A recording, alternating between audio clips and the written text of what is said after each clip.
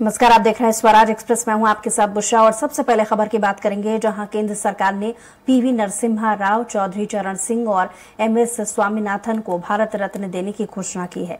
प्रधानमंत्री नरेंद्र मोदी ने social media x पर इसकी जानकारी दी है। प्रधानमंत्री नरेंद्र मोदी ने सोशल मीडिया एक्स पर तीनों शख्सियतों की तस्वीर शेयर करते हुए लिखा कि हमारी सरकार का ये सौभाग्य है कि देश के पूर्व प्रधानमंत्री चौधरी चरण सिंह जी को भारत रत्न से सम्मानित किया जा रहा है। ये सम्मान देश के लिए उनके अतुलनीय योगदान को समर्पित है। उन्होंने किसानों के अधिकार और उनके कल्याण के लिए अपना पूरा जीवन समर्पित कर दिया था। उत्तर प्रदेश के मुख्यमंत्री रहे तो या देश के गृह मंत्री और यहां तक कि एक विधायक के रूप में भी उन्होंने हमेशा राष्ट्रीय निर्माण को गति प्रदान की है। वे आपातकाल के विरोध में भी डटकर खड़े रहे। हमारे किसान भाई बहनों के लिए उनका समर्पण भाव और इमरजेंसी के दौरान लोकतंत्र के लिए उनकी प्रतिबद्धता पूरे देश को प्रेरित करने वाली है।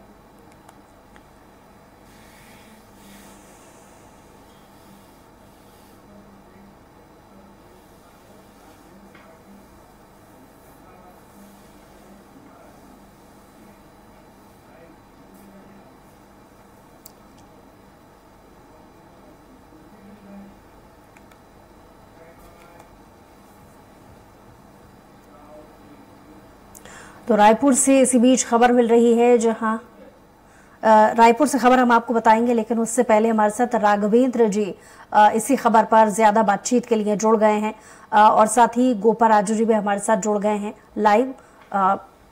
सबसे पहले राघवेंद्र जी आपके पास आएंगे। जिस तरीके से तीनों शख्सियतों को सम्मान देने को लेकर प्रधानमंत्री ने भी ट्वीट किया है, तमाम अलग अलग रिएक्शन आ रहे हैं। जाहिर है राजनीतिक और भी प्रतिक्रियाएं आ रही हैं, जिसको लेकर के किस तरीके का माहौल बना हुआ है या प्रतिक्रियाएं किस तरीके की देखी जा रही हैं?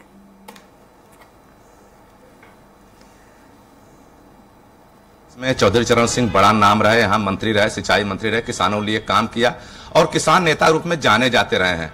देश के प्रधानमंत्री बने तभी समाजवादी विचारधारा को लेकर आगे बढ़े और तमाम कई सालों से उनकी पार्टी जो राष्ट्रीय लोक दल है वो मांग करती रही है कि चरण सिंह को भारत रत्न दिया जाए, लेकिन स्थिति नहीं बन पा रही थी उनको भारत रत्न दिया जाए।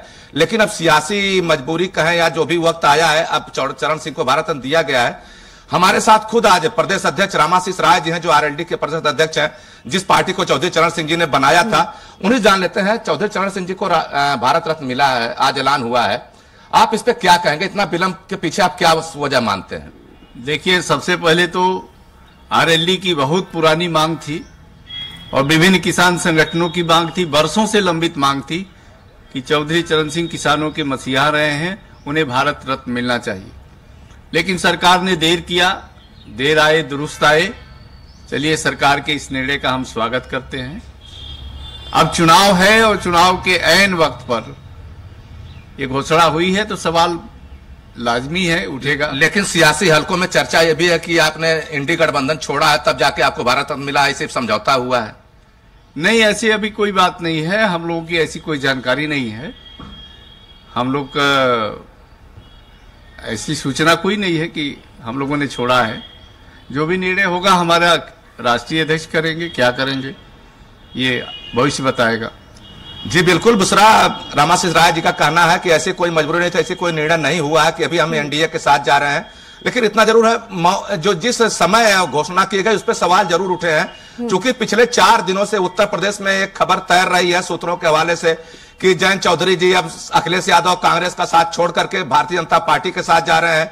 उसी बीच अगर इस तरह की खबर आती है तो कहीं न कहीं लोग इससे उसका संबंध जरूर जोड़ रहे हैं। लेकिन रामाशीष राय जी, जो चौधरी चरण सिंह की जो पार्टी है राष्ट्रीय लोक दल, उसके अध्यक्ष, वो सरासर कहना है ऐसी कोई बात नहीं है। हाँ, विलंब जरूर हुआ है, ये लोग बहुत पहले से मांग कर रहे थे चरण सिंह को भारत रत्न देने की, लेकिन राजनीति पे हो रही है। अब देखना होगा कि आगे क्या निर्णय जयंत चौधरी लेते हैं, चूंकि सियासी हलकों में लगातार यही चर्चा है कि एक राज्यसभा, 2 मंत्री पद और जयंत चौधरी को खुद केंद्रीय मंत्री पद दिया जा रहा है। इसी नाते वह अखिलेश के जो साथ था वो छोड़ने को तैयार हो गए हैं। 7 सीटें अखिलेश यादव ने दी थी, उसको भी उन्होंने तिरंजलि दे दी है। अभी आगे इसकी घोषणा तो नहीं हो पाई है, लेकिन माना जा रहा है कि अब चरण सिंह जी को भारत रत्न मिला है तो आगे भी तस्वीर साफ हो जाएगी।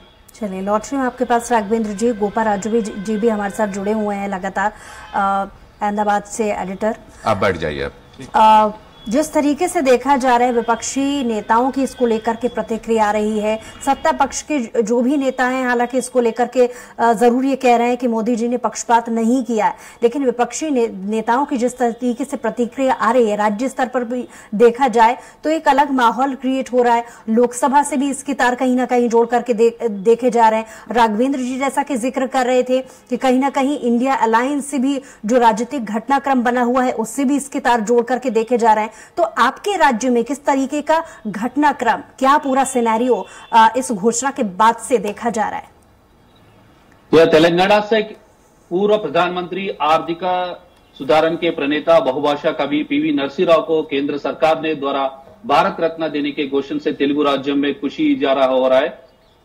पहले पीवी नरसिंह राव ने अपने राजनीतिक कार्य के लिए शुरू किया तेलंगाना से। उन्होंने तेलंगाना राज्य से विधायक और सांसद रूप में और चुना गया था। उन्होंने संयुक्त आंध्र प्रदेश में चौथे मुख्यमंत्री के रूप में कार्य किया। उन्होंने और देश में के सुधार के लिए बहुभाषा कोविद है। एक व्यक्ति जो कई भाषण बोल सकता है। पीवी नरसिंह राव भारत रत्न पुरस्कार लेने वाले पहले तेलुगु व्यक्ति है। पीवी नरसिंह राव को विकट परिस्थितियों में देश के सुधार लाने वाले व्यक्ति रूप से जानता है। पीवी नरसिंह राव के आदर्शवादी होने के वादा दिया जाता है। पूर्व प्रधानमंत्री स्वर्गीय पीवी नरसिंह राव अपने आर्थिक सुधार और के वैश्वीकरण से माध्यम से भारत को दुनिया में आर्थिक रूप से मजबूत देने से बनाने वाले हैं। अपनी आखिरी सांस तक काम करे। हर कोई कहता है पीवी नरसिंह राव द्वारा रखी गई आर्थिक सुधारण से परिणाम स्वरूप आज भारत दुनिया का चौथा सबसे शक्तिशाली आर्थिक देश बनकर उभा रहा है। यही डिमांड हो रहा है। तेलुगु राज्यों के सभी राजनीतिक पार्टियों पिछले साल कुछ समय से मांग रहा है ये दिवंगत प्रधानमंत्री पीवी नरसिंह राव को भारत रत्न देना है। कुछ दिन पहले तेलंगाना सरकार ने पीवी नरसिंह राव को शताब्दी के अवसर पर तेलंगाना सरकार ने 2020 जून 28 से 2021 जून 28 तक शताब्दी समारोह का आयोजन किया है। पहली बार तेलंगाना और तेलुगु व्यक्ति को ये भारत रत्न पुरस्कार मिला है। बहुत खुशी हो रहा है तेलुगु राज्यों में और ऑल पार्टी पूरा राज्य में जितना पार्टी है बहुत खुशी है। मगर ये कांग्रेसवादी को पहले बार भारतीय जनता पार्टी सरकार ने भारत रत्न दिया। अगले महीने में इलेक्शन है तेलुगु राष्ट्रों में आंध्र प्रदेश में असेंबली का इलेक्शन है। तेलंगाना और आंध्र प्रदेश में दोनों में लोकसभा का इलेक्शन है। ये भारत रत्न देने के बाद में भारतीय जनता पार्टी का थोड़ा कितना मिलता है सीट्स और उसका वोट्स का भी सोचना पड़ता है।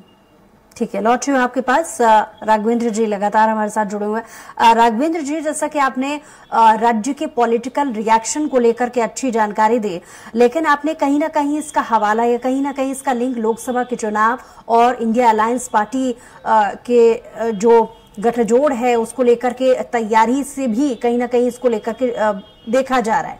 तो इसको लेकर के क्या नेताओं के बीच में रिएक्शंस नजर आ रहे हैं? क्योंकि हमने देखा कि अगर केंद्र लेवल पे अगर हम बात करें, प्रधानमंत्री मोदी ने पक्षपात नहीं किया है। सत्ता पक्ष के जो नेता हैं वो इसको लेकर के कह रहे हैं कि हमने गैर बीजेपी के किसी सदस्य को अगर भारत रत्न दे रहे हैं तो इससे समझा जा सकता है कि हमारा दिल कितना बड़ा है। तो कहीं ना कहीं एक इमोशंस के साथ में अटैचमेंट की तैयारी बीजेपी करती इससे नजर आ रही है। और क्या इसको लेकर के विपक्षी नेताओं की भी प्रतिक्रिया या माहौल बनाने की कोशिश नजर आ रही है? जी बिल्कुल बुसरा जी, देखिए आपको याद होगा स्वराज एक्सप्रेस ने 4 दिन पहले ही कहा था कि जयंत चौधरी की वार्ता केंद्र सरकार से चल रही है, भाजपा नेताओं से चल रही है और उसमें कुछ शर्त रखे गए थे। उनमें यह भी एक शर्त थी कि चौधरी चरण सिंह को लेकर भी कोई बड़ी घोषणा की जाए। लेकिन जयंत चौधरी तब तक खुल के सामने नहीं आए थे जब तक आज घोषणा नहीं हो गई। हालांकि अभी जयंत चौधरी ने साफ नहीं किया है कि वह एनडीए के साथ जाएंगे, लेकिन इतना जरूर है कि जिस तरह से गैर कांग्रेसी प्रधानमंत्रियों को भारत रत्न दिया गया है वह मास्टर स्ट्रोक है भारतीय जनता पार्टी का। चूंकि तेलंगाना में नरसिम्हा राव वहां से आते हैं, उनको दिया गया, जबकि कांग्रेस में एक विचारधारा है, वो लोग कहते हैं कि नरसिम्हा राव जी ऊपर से तो खादी पहनते हैं, नीचे खाकी पहनते हैं। खाकी पहनने से तात्पर्य उनका आरएसएस से था। और जब नरसिम्हा राव जी प्रधानमंत्री थे तभी बाबरी मस्जिद वाला कांड अयोध्या में हुआ था। तब से कांग्रेस लगातार इनसे किनारा करती रही है। उनको कभी उस तरह का तवज्जो नहीं दिया, मरने के बाद भी और जिंदा रहते भी, कि उनको अहमियत दिया जाए। लेकिन चौधरी चरण सिंह बहुत बड़े नाम है उत्तर प्रदेश की राजनीति में। जब आप किसान नेताओं की बात करेंगे तो चौधरी चरण सिंह और महेंद्र टिकायत 2 नाम बरबस ही आपके मुंह पर आएंगे। तीसरे नाम के लिए आपको ढूंढना पड़ेगा कौन सा और किसान नेता है। जब चौधरी चरण सिंह उत्तर प्रदेश में सिंचाई मंत्री थे तो नहरों का जाल बिछाया था और उन्होंने उस समय भी साफ किया था किसानों को कम से कम सिंचाई के लिए पानी मुफ्त दी जानी चाहिए, चाहे ट्यूबवेल के माध्यम से हो चाहे नहरों के माध्यम से हो। उसके बाद देश के प्रधानमंत्री बने तो हरित क्रांति का उन्होंने नारा दिया, तो समाजवादी विचारधारा जुड़े रहे, सभी वर्गों को साथ लेकर चल रहे थे। लेकिन सबसे बड़ा टाइमिंग का खेल है। अब जयंत चौधरी के रिश्ते एनडीए से जोड़े जा रहे हैं, उस बीच में प्रधानमंत्री द्वारा ट्वीट करके बताया जाना कि चौधरी चरण सिंह को भारत रत्न दे दिया गया है, तो कहीं कहीं सियासी फायदा जरूर इसमें है। अब इसका फायदा जयंत चौधरी किसके साथ शेयर करेंगे समाज। चलिए, बहुत शुक्रिया राघवेंद्र जी आपका, और गोपा जी आपका भी बहुत शुक्रिया हमारे साथ जुड़ने के लिए, तमाम बातचीत के लिए। और